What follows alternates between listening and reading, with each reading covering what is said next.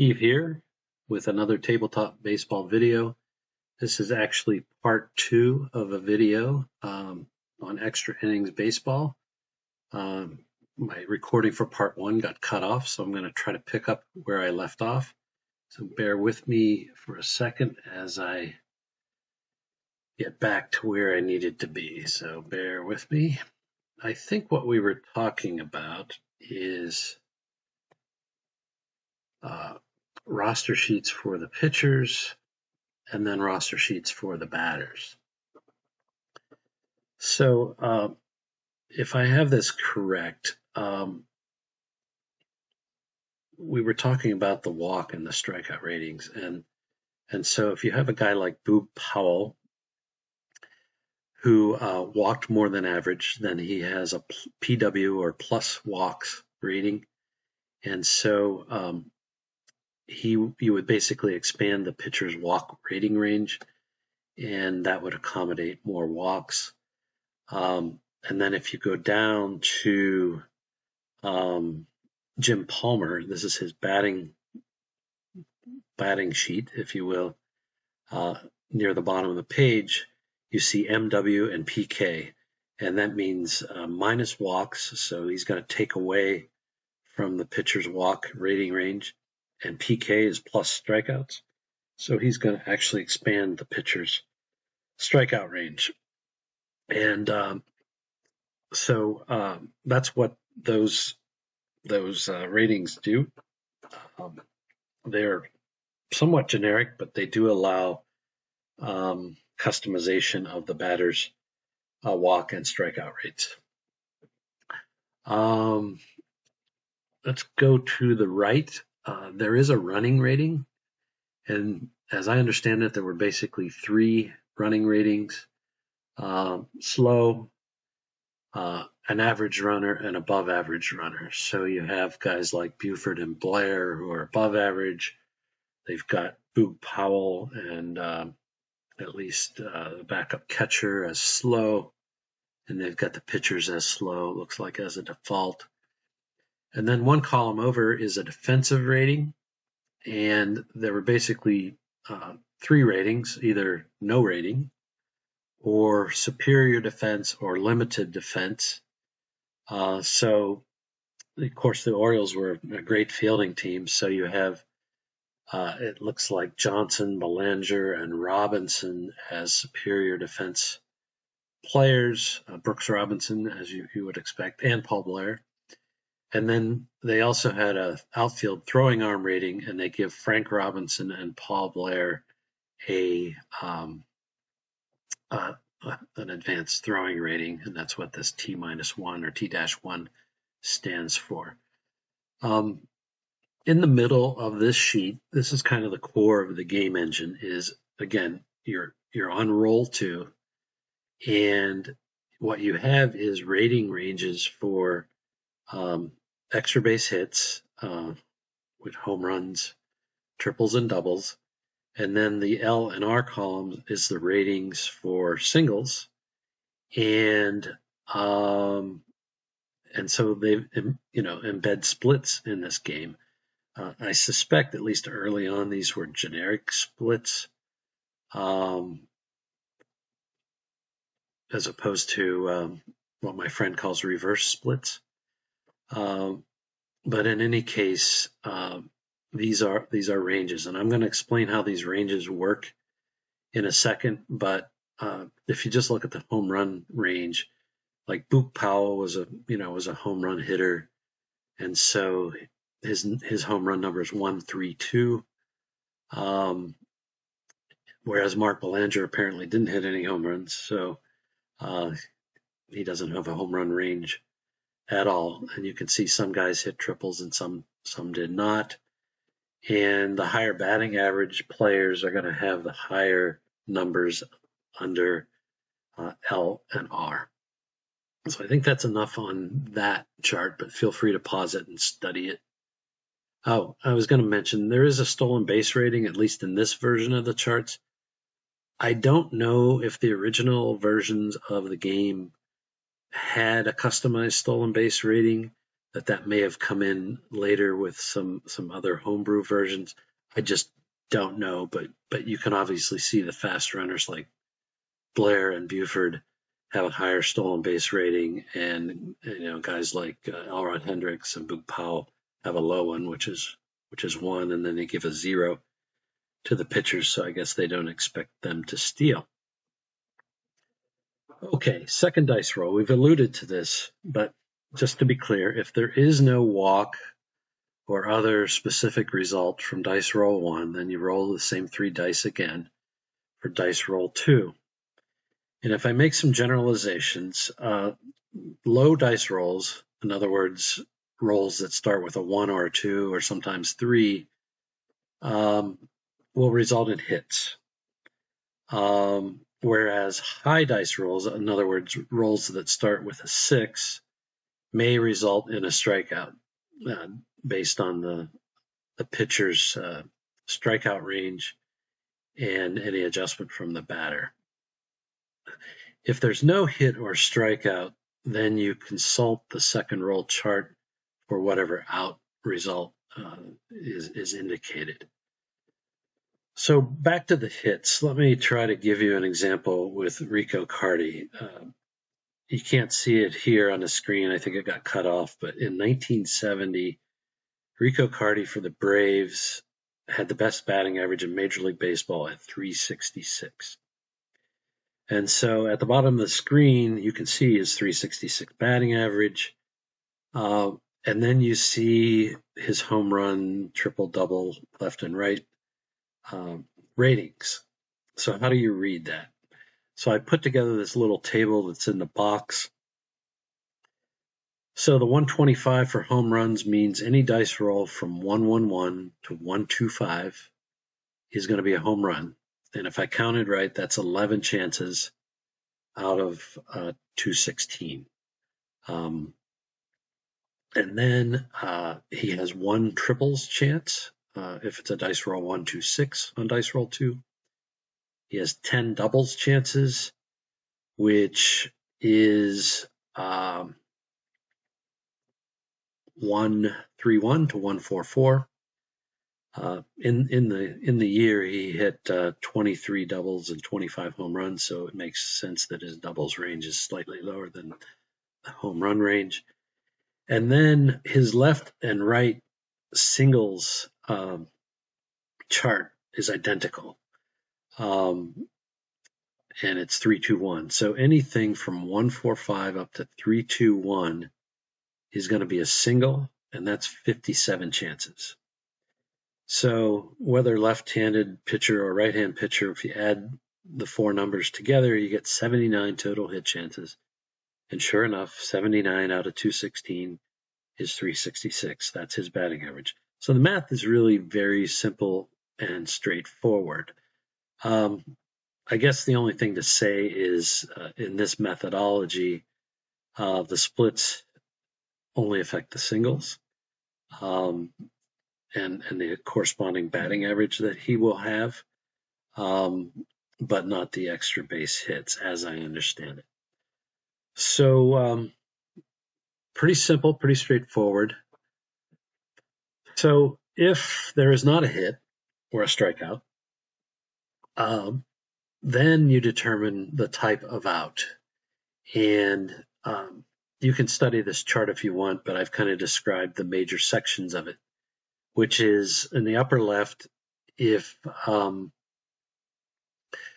guess it's basically half of the results are potentially flyouts in the upper left, although the hits will cut that half in half. So anyways, any out roll up to 366 is a flyout. Then in the upper right, the majority of the rolls that start with a red 4 are going to be pop outs.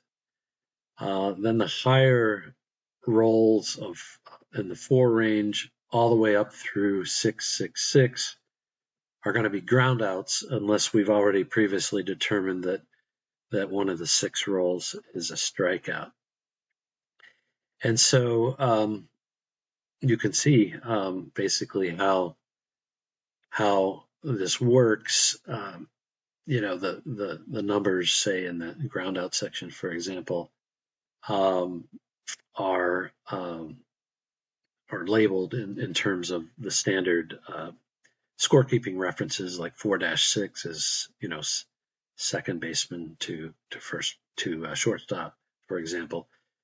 You can see that this ground out section is split between left-hand batter and right-hand batter, and it's also split between how many outs there are, and it's also split by whether there's a runner on first or not.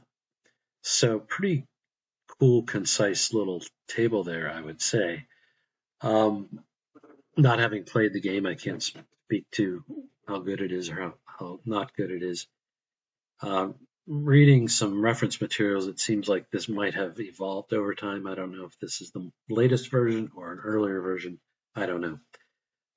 The other thing you can see is some of the out results have a little code after it, asterisk, upwards caret, exclamation point, or plus sign, and some notations down below, which indicate that the defensive rating we talked about can affect the interpretation of the result. And at the bottom in words, the defensive rating can also influence the type of hit that occurs, maybe cutting off a double or a triple and limiting it to a single or a double, respectively. Or a limited defense player might actually result in an extra hit, and so on. And it's kind of cut off at the bottom, but it also, these defense ratings can affect what happens on an error, or even whether an error occurs. So a reasonable amount of sophistication for a relatively simple game. Okay, so everything we've seen so far arguably has been fairly batter-centric, except for the pitcher's effect on walks and strikeouts. Well, somebody came up with an idea to help pitchers affect hits as well, and that became this ERA adjustment chart. And so essentially, in its very simplest form, a low ERA is going to tighten the hit ranges, or deduct from the high end of the hit ranges, or a high ERA is going to add to the hit ranges. And at the time this particular chart was developed, anybody with an ERA in the range of 3.27 to 3.41 had no adjustment, and then they adjusted up and down from there. This adds a little complexity to the game, probably necessary if you really want it to be a realistic game, but still potentially oversimplified. And somebody discovered that this in and of itself was not enough, because the ERA can be affected by the walk rate, and so there's some interaction there. And so there have been some versions of this I've seen where it's more customized beyond ERA. It's more customized to how many walks they give up as well. I'm not even sure ERA is the right way to do this, but in any event, there you have it. That's just part of the evolution of the game. So that's Extra Innings in a nutshell, as I understand it. Extra Inning did have a lot of other features that you find in baseball games. A stolen base table, I believe, at least in some versions. sacrifice bunts and squeeze bunts, hit and run, batter advancement tables. On hits, you can bring the infield all the way in or halfway in. And there was a sacrifice fly option, which I believe was a play at the plate option. One thing they did not have in this game, as it was originally designed, is catcher throwing arm and the ability for a catcher to affect the stolen base outcomes.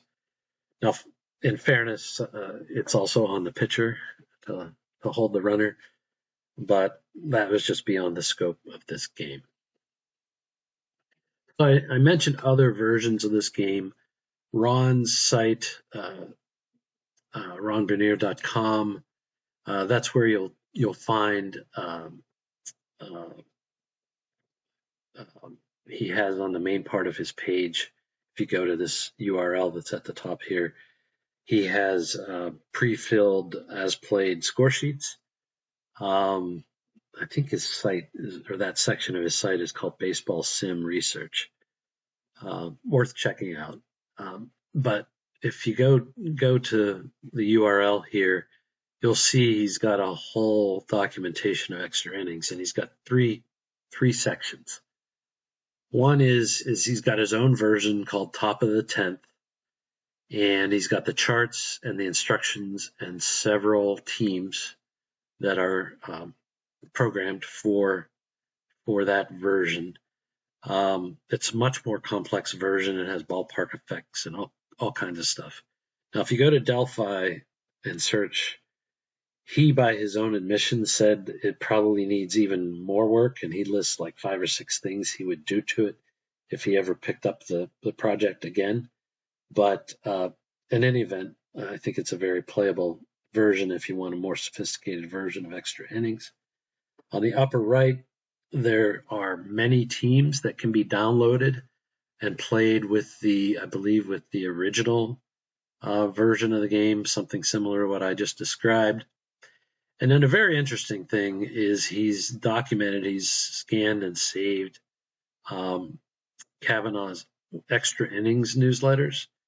And, if you like baseball sim history or you just want to learn more about the game or how it evolved, each one is just a few pages and kind of interesting reading, I think, if you go to that site. The other thing is I was going to mention is that a guy named Chris Rohan has taken some of Ron's information and made certain player cards. And there's no reason why this game cannot have player cards. I think I might actually prefer the game to be more in the form of player cards. But this is just an example of how that would look. I think Chris might have had his own rules that he incorporated as well, but in any event, that's just here for your reference.